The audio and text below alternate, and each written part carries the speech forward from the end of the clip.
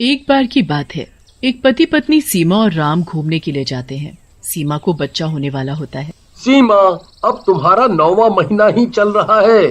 तुम्हें मैंने कितना समझाया कि इस टाइम पे हमें ऐसे घूमने नहीं जाना चाहिए, पर तुम नहीं मानी। अरे आप चिंता मत करो, कुछ नहीं होगा। एयरपोर्ट पर एक फ्लाइट आकर रुकती है। उसमें यात्री आकर बैठते हैं और हवाई जहाज उड़ने लगता है। कुछ देर बाद कुछ खराबी आने की वजह से उसे बीच में एक जगह उतरना पड़ता है।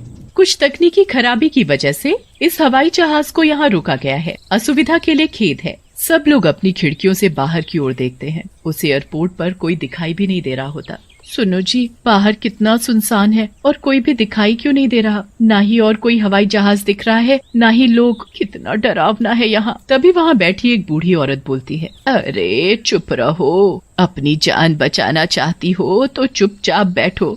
लेकिन क्यों माँ जी? सीमा माँ बनने वाली होती है। तभी उसे घबराहट सी होने लगती है। सुनो जी, मुझे ठीक नहीं लग रहा, यहाँ मेरा दम घुट रहा है। चलो न बाहर चलते हैं। हवाई जहाज का स्टाफ इसकी इजाजत नहीं देता, पर जब सीमा की हालत ज्यादा खराब दिखती है तो स्टाफ सीमा और उसके पति को बाहर जाने देते हैं। सीमा, यहाँ थोड़ी खुली हवा है, तुम आराम से यहाँ थोड़ा घूम लो। सीमा वहीं घूमने लगती है। उन्हें बाहर घूमता देखकर और लोग भी बाहर जाने की जिद करते हैं। अजी चलो ना, हम भी बाहर घूम ले थोड़ा। नहीं नहीं बेटी, बाहर मत जाओ, ये एयरपोर्ट भूतिया है, यहाँ चुड़ैल का साया है। मैंने तो उन दोनों को भी मना किया था, पर वो नहीं माने। चुड़ैल का साया, और वो भी एयरपोर्ट पर? अरे माँ जी, किस जमाने की बातें कर रही हो? ऐसा कुछ नहीं होता। वो दोनों नहीं मानते और वो भी बाहर चले जाते हैं। रीना, वो बूढ़ी औरत क्या पता सही बोल रही हो। चलो वापस हवाई जहाज में जाकर बैठ जाते हैं। अरे तुम कितने डरपोक हो। वो चारों वहीं घूम रहे होते हैं। रमेश और रीना थोड़ी दूर निकल जाते हैं। तभी उनके सामने एक चुड़ैल आकर खड़ी हो जाती है। चुड़ैल, अरे मर गई रे। ये चुड़ैल कहाँ से आ गई? सुनो जी, आज ही मौका है, दिखा दो कि आप मुझसे बहुत प्यार करते हो। वाह जी वाह, बहुत ही समझदार हो तुम, पर मैंने तो कई बार साबित किया है। अब तुम्हारी बारी है। तुम भी तो कभी साबित करो कि तुम भी मुझे प्यार करती हो। वाह, क्या प्यार है तुम दोनों में। एक दूसरे से कितना प्यार करते हो वो तो दिख ही रहा है। पर आज मैं तुम दोनों को ही खा जाऊंगी। तुझे ही बाहर आना था ना हवाई जहाज से।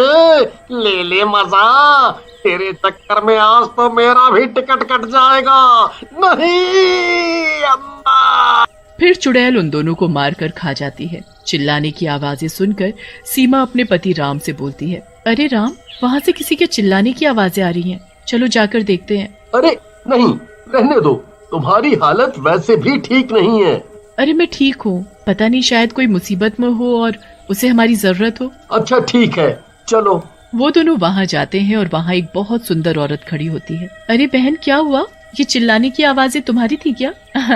हाँ, वो मैं गिर गई और मेरे पैर पर चोट लग गई इसलिए। अच्छा कोई बात नहीं, यही पास में ही हमारा हवाई जहाज आकर रुका है, आप आ जाओ, वहाँ से आपको कुछ मदद मिल जाएगी। वो सुंदर औरत और कोई नहीं बल्कि चुड़ैल होती है और उनके साथ चलने लगती है।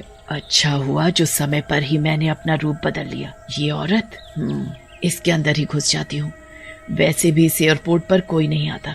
आज बहुत मुश्किल से यहाँ से निकलने का मौका मिला है। चुड़ैल ऐसा ही करती है और सीमा के शरीर में घुस जाती है। अरे सीमा, क्या हुआ? पता नहीं, एकदम से दर्द सा हुआ, पर अब मैं ठीक हूँ। चलो चलते हैं। हवाई जहाज ठीक हो जाता है और फिर से उड़ान भरता है, लेकिन रीना और रमेश हवाई जहाज में नहीं होते, जिसकी वजह से सारे लोग बहुत डर जाते हैं। मैंने तो पहले ही बोला था यहाँ मत उतरो, ये एक भूतिया जगह है। मार डाला चुड़ैल ने उन दोनों को। माँ जी, आप ऐसी बातें ना करें, इससे सभी यात्री और भी डर जाएंगे। ए लड़की, ज्यादा मत बोल, चल कुछ खाने को ला, मुझे बहुत भूख लगी है। अरे सीमा, ये तुम कैसे बोल रही हो? तुम तो कभी भी इस भाषा में किसी से बात नहीं करती। हाँ? नहीं, मुझे सच में बहुत भूख लगी है।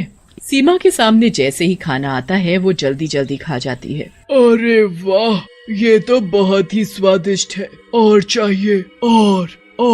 अरे ये क्या कर रही हो? सब लोग सीमा को ही देखने लगते। सीमा सीट से उतरकर नीचे बैठ जाती है। सीमा की आंखें लाल हो जाती हैं और वो अपनी गर्दन को गोल गोल घुमाने लगती है। अरे मर गया रे, लगता है इसे तो भूत चढ़ गया है। बचाओ बचाओ, भागो रे भागो, अपनी अपनी जान बचाकर भागो।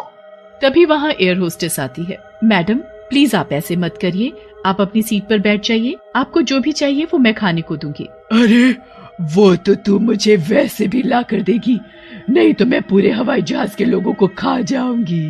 सीमा धीरे धीरे करके हवाई जहाज में रखा सारा खाना खा जाती है, लेकिन उसकी भूख नहीं मिटती। और खाना लाओ। मैडम अब तो सारा खाना खत्म हो गया है।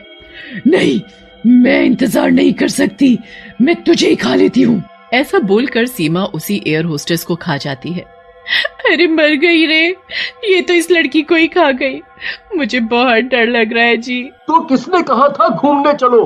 तुझे ही घूमने जाने की आग लगी पड़ी थी, अब मुझे भी मरवाएगी तू। ऐसा करते करते चुड़ैल सीमा पर हावी होने लगती है और विमान के यात्रियों को ही खाने लगती है। तभी उसके पेट में दर्द होने लगता है। मेरे पेट में ये अचानक दर्द क्यों होने लगा? सीमा, ये तुम्हें क्या हो रहा है सीमा? लगता है इसका बच्चा अब होने ही वाला है। क्या बोल रही हो माँ जी? कौन लड़की? बेटा ये जो चुड़ैल है वो मेरी ही बेटी है। हम दोनों एक बार घूमने गए थे, मेरी बेटी भी माँ बनने वाली थी, लेकिन एक दिन एयरपोर्ट पर कुछ बुरे लोगों ने मेरी बेटी के साथ बुरा व्यवहार करके उसे अकेले मरने के लिए सुनसान एयरपोर्ट पर छोड़ दिया।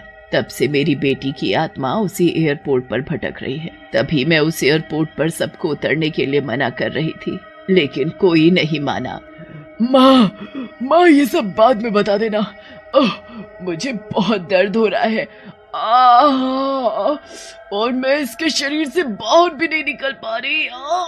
बेटी अब तो तू इस बच्चे के पैदा होने के बाद ही बाहर आ सकेगी। फिर सब औरतें मिलकर सीमा को एक तरफ ले जाती हैं और कुछ ही समय में एक प्यारे से बच्चे का जन्म होता है। बच्चे के पैदा होते ही चुड़ैल सीमा के शरीर से बाहर आ जाती है।